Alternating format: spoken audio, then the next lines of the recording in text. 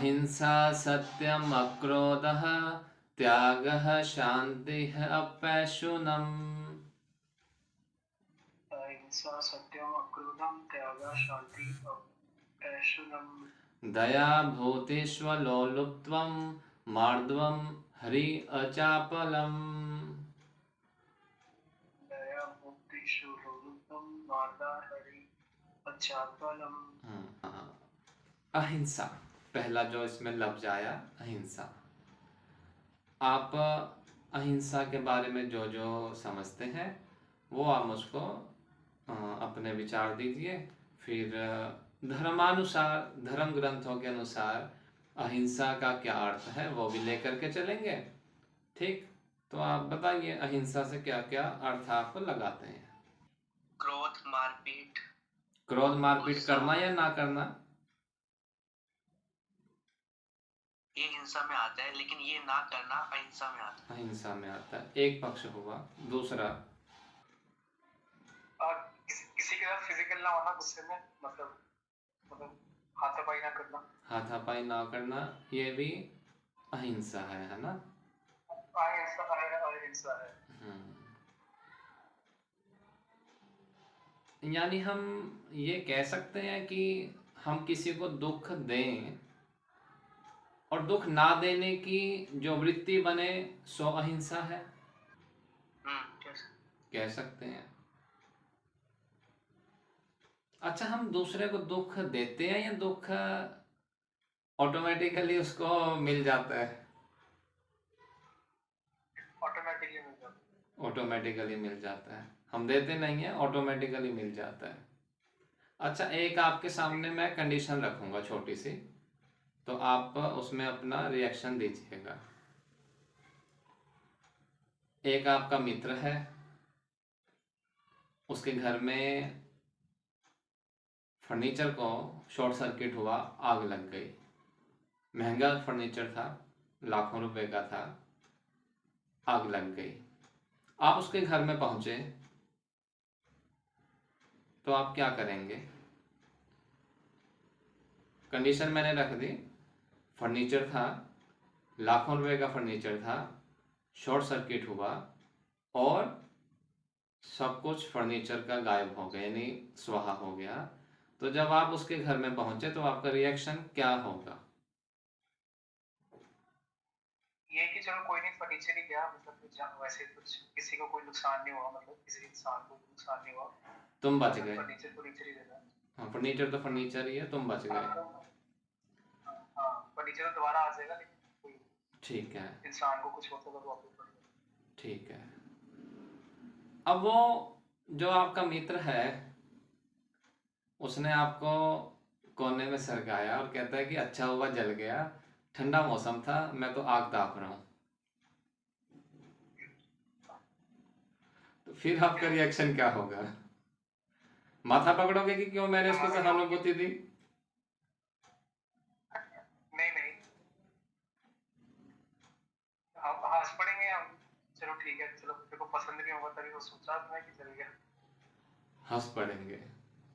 तो पहले हम दुखी क्यों हो गए थे? क्योंकि हमें लगा कि वो दुखी होगा, वो दुखी होगा, इसलिए हम दुखी हो गए, है ना, ऐसा हमें लगा था। पर वो सुखी है, प्रॉब्लम ये है। वो सुखी है, प्रॉब्लम ये है। ये तो प्रॉब्लम, वो सुखी है तो ठीक है, प्रॉब्लम क्यों है? ठीक है, बंदा खुश नहीं है। तो मैं तो भाई उसको अब मैं तो उसको ढांढस देने गया था ना, मैं तो ये सुख अर्जित करने गया था।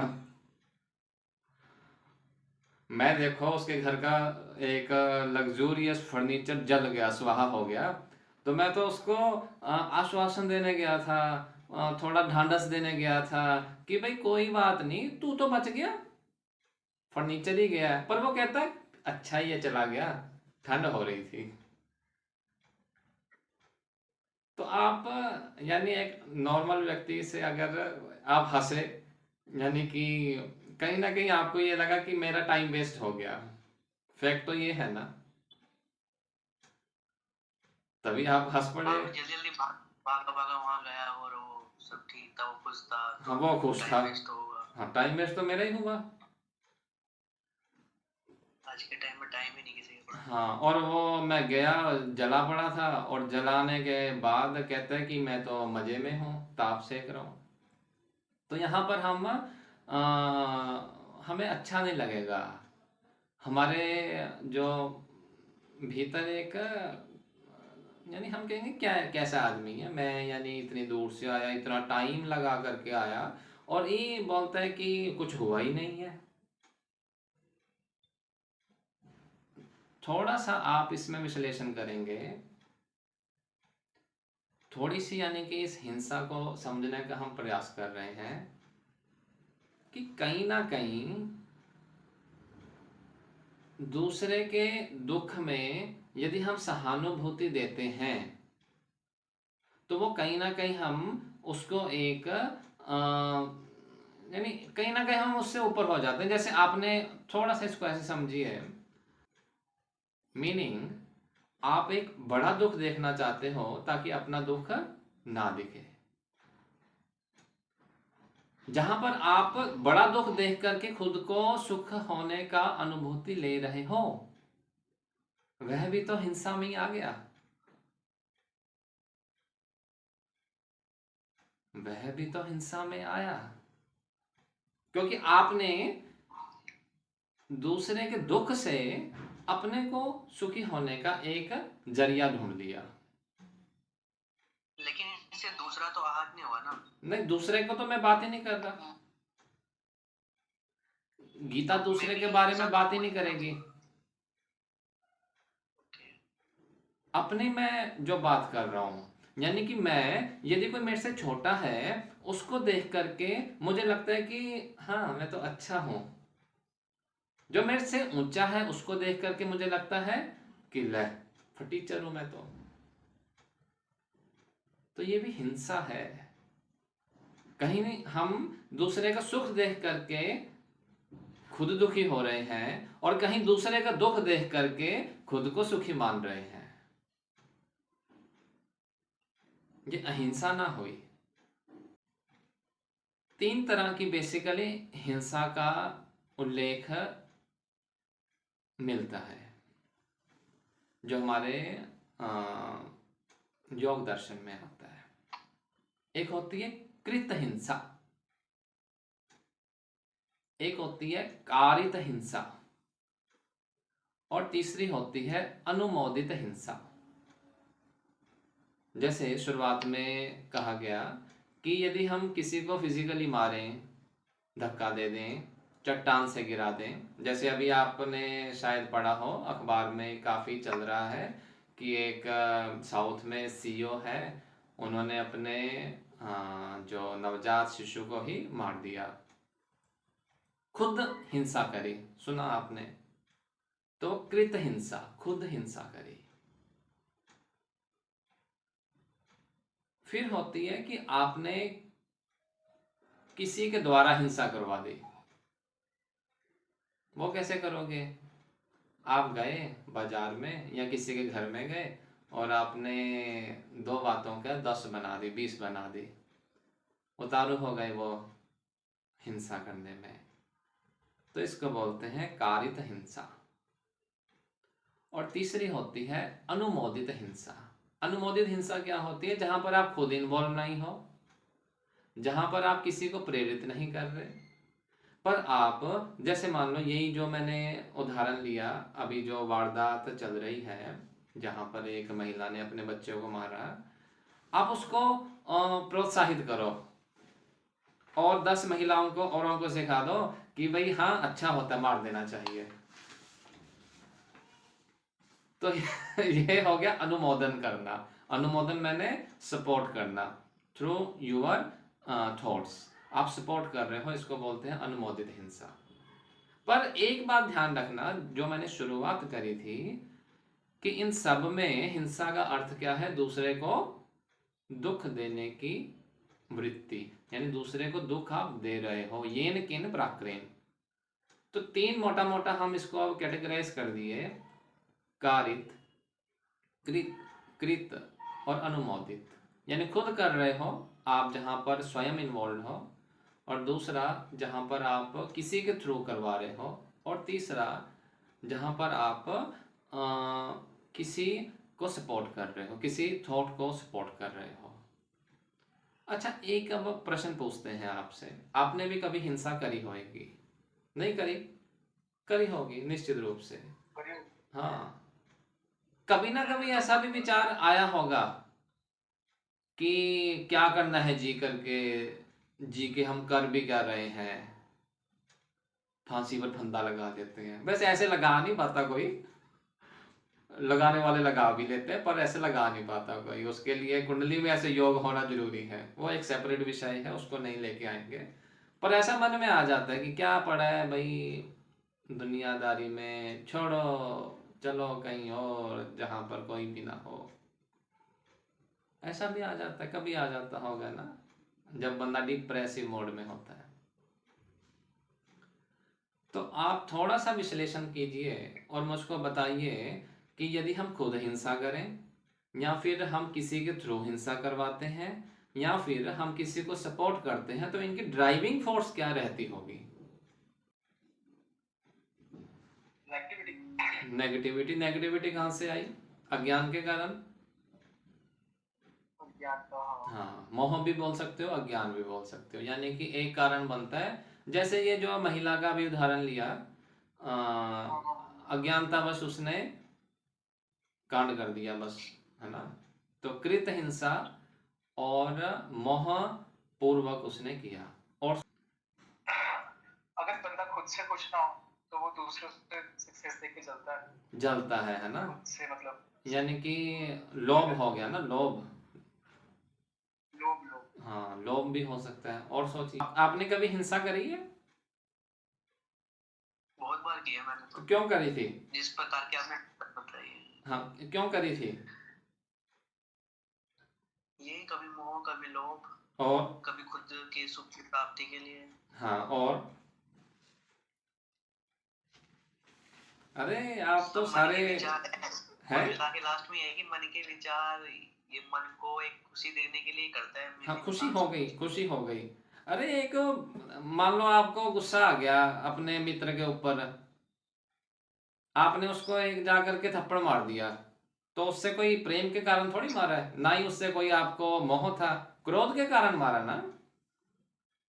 हाँ, लेकिन जो क्रोध निकला उससे मैं काफी सेटिस्फाई हुआ, मेरे मन को शांति मिली। हाँ, ये होता है ना। हाँ वो होता है, बट वो फिर हिंसा से आपको शांति मिल रही है। इसीलिए गीता में कहा गया है कि आपको कर्म फल की चिंता नहीं करनी है। क्योंकि ये होता क्या है कि कई बार ऐसा होगा कि आपका झूठ आपके पक्ष में होगा और सत्य आपके पक्ष में नहीं होगा। तो अक्सर ये बोला जाता है कि भाई झूठ का साथ दे देना, पर गीता उसकी पैरवी नहीं करती। गीता बोलती है कि प्रेजेंट के एक्शन के ऊपर तुम्हारा ध्यान रहना चाहिए, फ्यूचर पे रहा तो नॉट अ गुड डील। तो अभी तक कुछ चीज़ें आपको क्लियर हुई।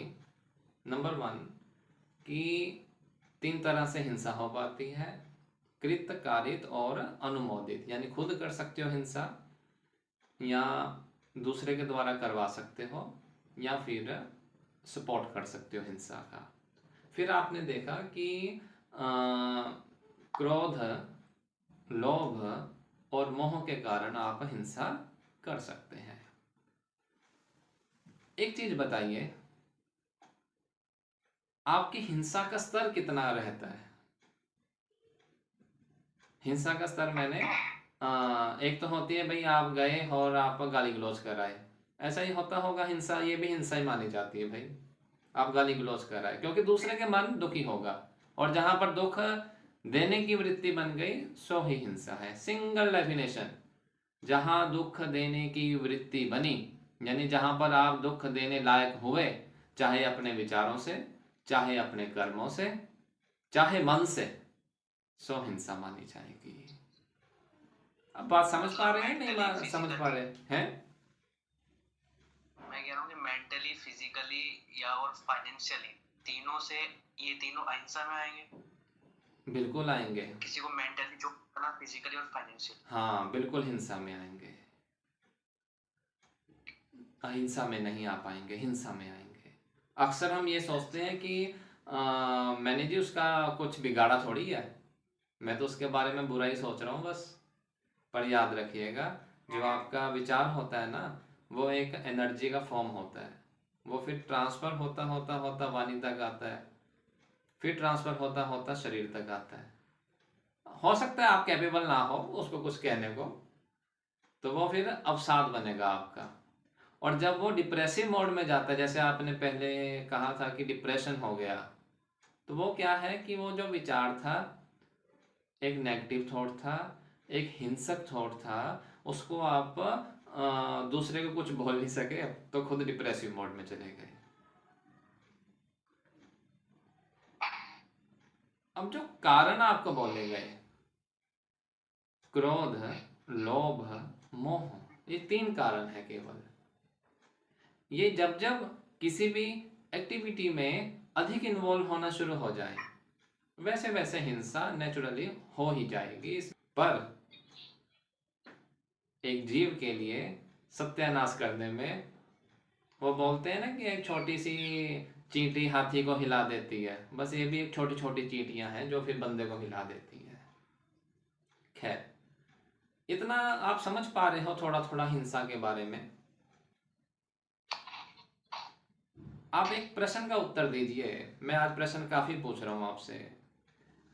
जैसे आपने किसी का कान पकड़ लिया, तो वो हिंसा है या अहिंसा है?